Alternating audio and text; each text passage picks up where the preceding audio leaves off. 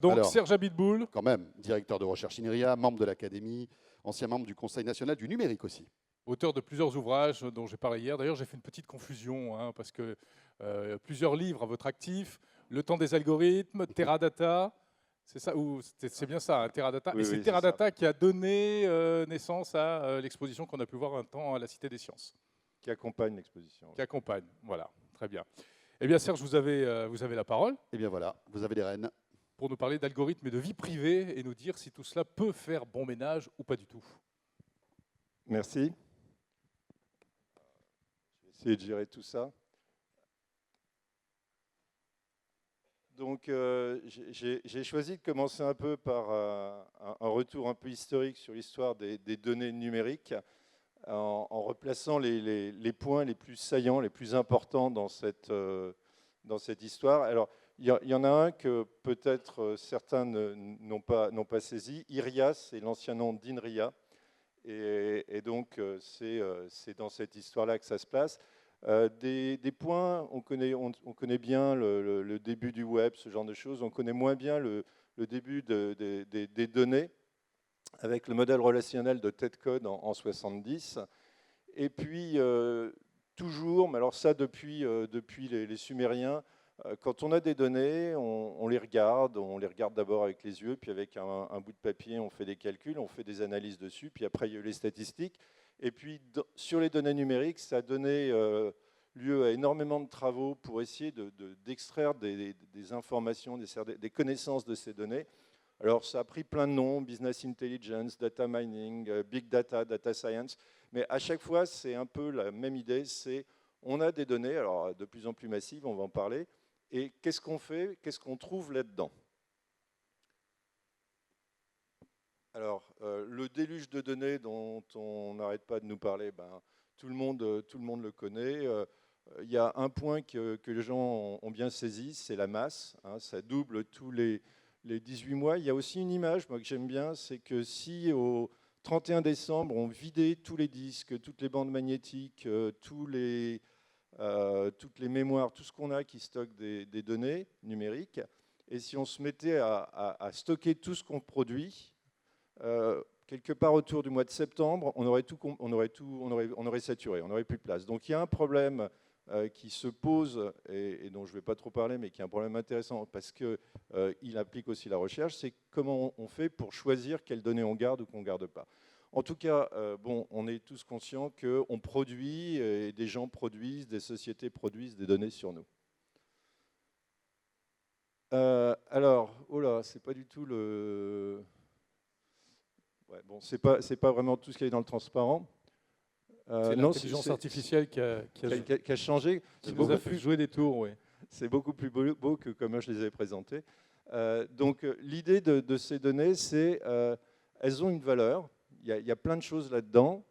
Il faut d'abord arriver à les maîtriser. C'est compliqué. Hein, quand on double les données tous les 18 mois, bah, comment on maîtrise tout ça? Heureusement que l'informatique, le matériel, les logiciels, les algorithmes, tout ça fait des progrès considérables. Et puis, pour faire quoi? Bah, pour les valoriser, découvrir des connaissances, offrir de nouveaux services. Alors, un point sur lequel on commence à devenir bien conscient, c'est que comme l'informatique de manière générale, l'utilisation de ces données massives a des côtés positifs et négatifs. Alors, je ne vais pas les passer tous en vue, mais dans la recherche scientifique, c'est clair qu'aujourd'hui, on ne fait plus de la recherche scientifique comme on en faisait au siècle dernier. Une partie évidemment importante, mais pas la seule, de la recherche scientifique consiste à récupérer des masses de données, à les analyser, à trouver des patterns dedans, à comprendre ce qui se passe, à essayer d'expliquer, à trouver des modèles du monde réel dans des domaines où ce n'était pas concevable de faire une belle théorie qui s'expliquait en quelques équations au siècle dernier. Hein, par exemple, le climat, pour prendre un autre exemple que la médecine, c'est hyper complexe, ça fait jouer des tas de théories physiques, par exemple. Mais quand on veut expliquer le climat aujourd'hui, qu'est-ce qu'on fait? On fait un grand modèle algorithmique, des millions de lignes de code, on fait tourner ça et on regarde si ça correspond aux données qu'on a récupérées.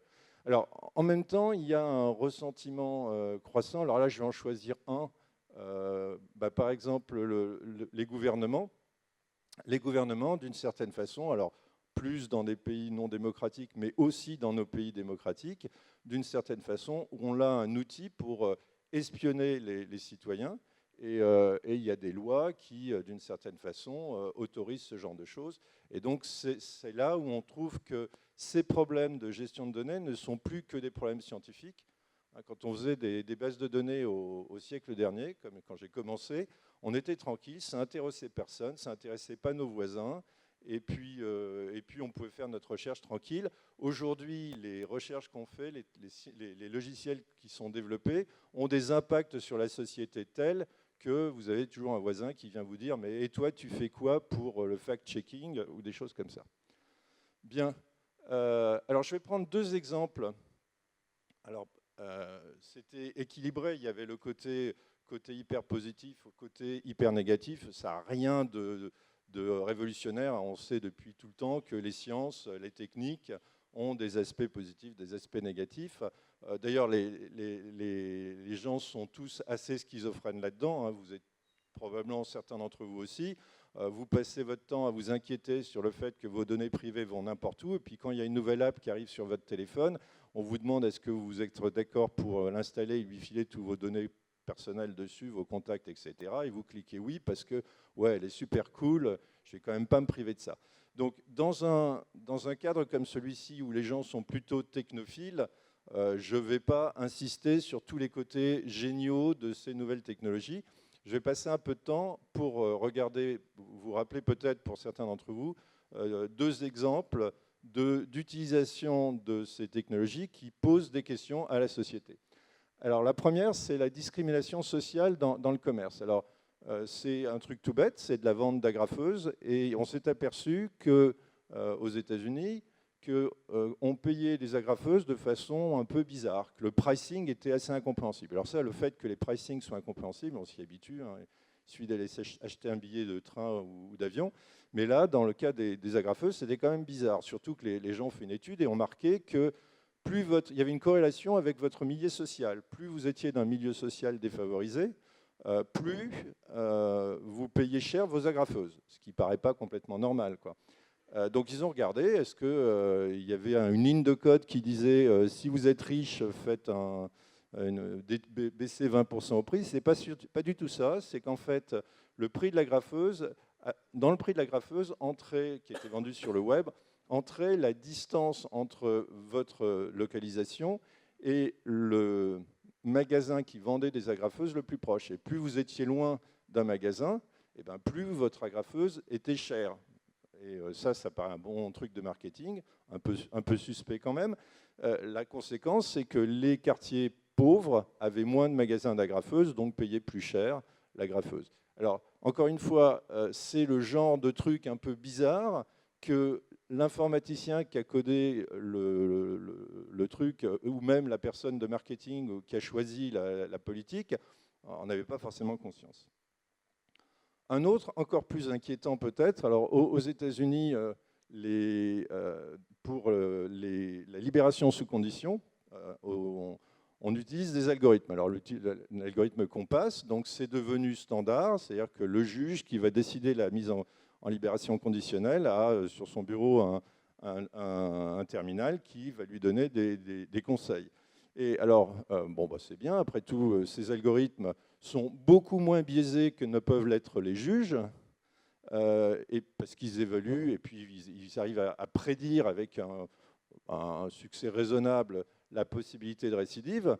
Aux États-Unis, la libération sous condition est uniquement liée à un seul facteur, qui est la probabilité de récidive. Donc ils ont fait ça, puis alors, évidemment il y a des chercheurs qui sont toujours qui embêtent un peu toujours le monde, qui ont essayé de regarder ce qui se passait vraiment, et ils ont déterminé que cet algorithme surévaluait votre probabilité de récidive si vous étiez de certains milieux ethniques, en particulier si vous étiez noir. Alors évidemment, est-ce que les algorithmes, les informaticiens qui ont écrit l'algorithme sont racistes? Non. La raison est quand même assez simple, c'est qu'on avait entraîné l'algorithme sur un paquet de données qui venaient des décisions de juges dans le passé, et que ces juges, eux, par contre, avaient des biais ethniques. Donc la conséquence, c'est que l'algorithme d'apprentissage reproduisait absolument naturellement les biais ethniques de la population des juges. Alors, encore une fois, est-ce qu'il faut dire qu'il faut jeter les algorithmes dans ce genre de situation ou pas? J'en sais rien, c'est un problème de société, mais la question, c'est qu'au minimum, il faut faire attention de corriger ce genre de biais. L'autre chose qu'il faut dire, c'est qu'il ne faut surtout pas dire « Ah là là, c'est pas terrible d'utiliser l'informatique dans ce genre de situation ». On a plein de démonstrations que, en fait, ça permet de faire des choix beaucoup plus justes d'une certaine façon. Premièrement, les juges sont des êtres humains, donc ils sont très biaisés. Par exemple, il y a des études qui ont montré qu'il faut vachement mieux passer en début d'après-midi qu'en fin de matinée, parce que le taux de glycémie ou je ne sais pas quoi fait que les juges ont tendance à être vachement plus durs juste avant le déjeuner. Mais on ne parle pas de 5%, on parle de pourcentages énormes. Et deuxièmement, ce biais sur le biais ethnique peut être corrigé par un algorithme de la même façon qu'il a été introduit par un algorithme. Bien, alors ça nous amène à cette question qu'aujourd'hui on doit se poser parce que nos algorithmes, nos logiciels sont entrés dans la vie de la cité, dans nos quotidiens.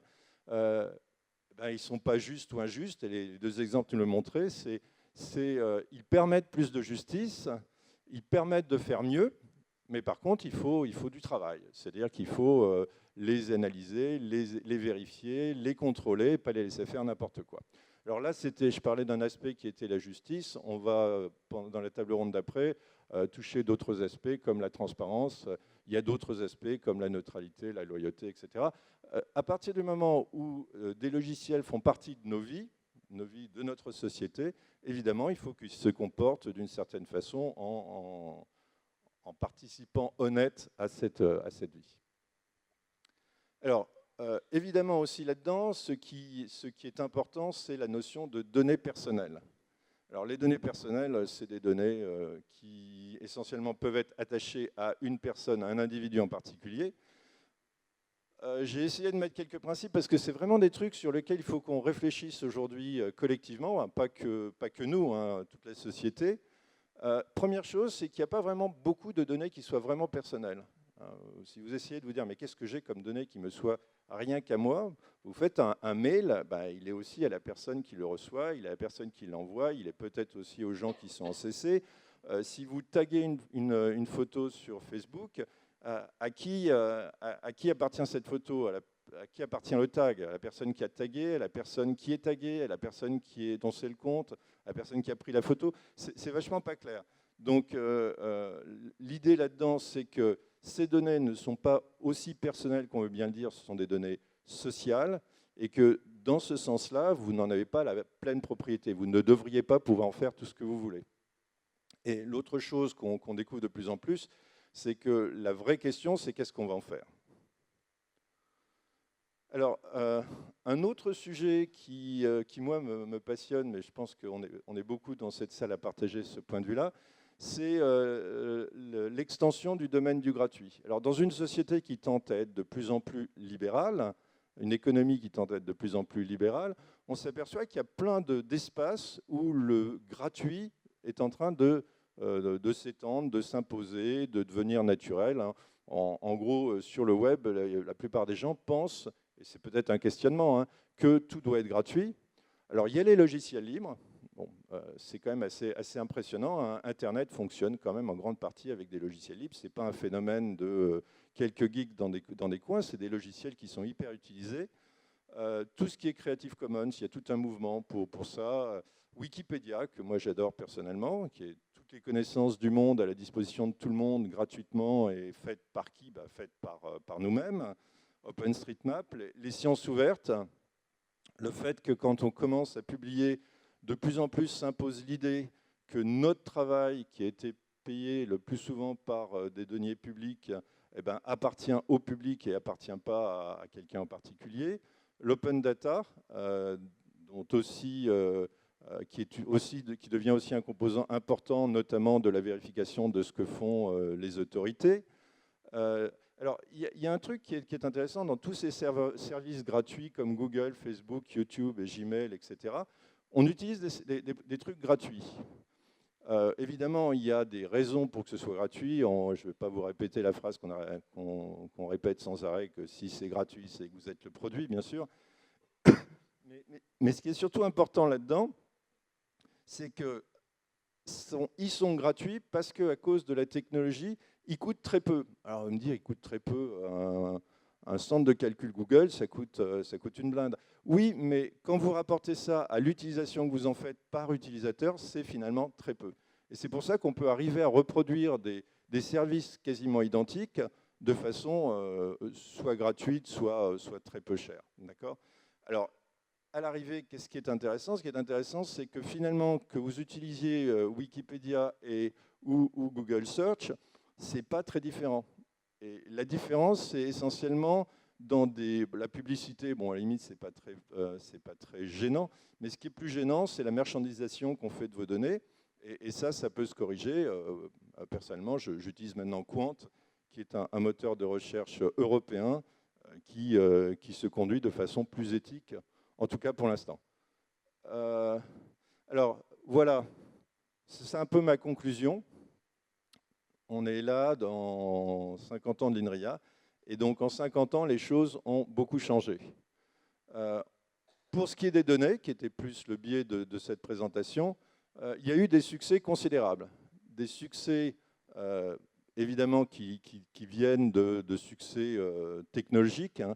Le domaine a été, par exemple, complètement bouleversé quand on s'est mis à faire des mémoires hyper géantes. Quand vous regardez la taille des mémoires, je passe 512K quand j'ai commencé, et les tailles de mémoire que vous pouvez utiliser maintenant sur votre téléphone, c'est un peu rigolo, quoi. Donc, ça a aussi beaucoup changé avec toute une technologie, toute une recherche en informatique qui a accompagné les développements technologiques. Et quand on regarde ce qu'on a appris à faire, on a appris à gérer essentiellement des données d'entreprise. On a développé des modèles de données super sophistiqués qui marchent bien. On a développé des techniques d'optimisation qui fonctionnent.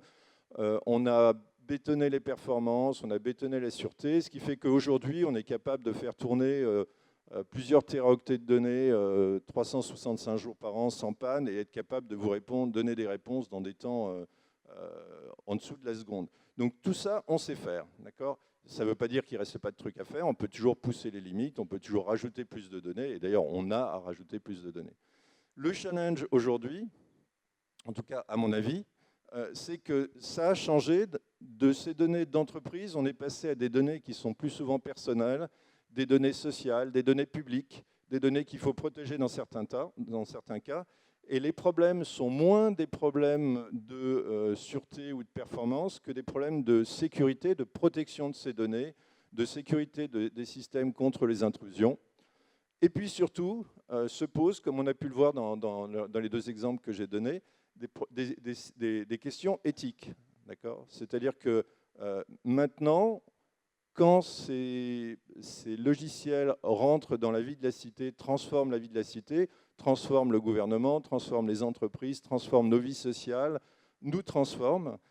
Quand c'est ça qui est en train d'arriver, il ne suffit plus de savoir-faire. C'est-à-dire qu'on a appris à savoir-faire, on a appris en caricaturant à gérer des téraoctets de données à fond le ballon en gérant les pannes. Mais ce qu'il faut apprendre maintenant, c'est qu'il faut apprendre à faire ça bien, c'est-à-dire à faire ça en garantissant des valeurs que nous estimons comme indispensables dans notre société.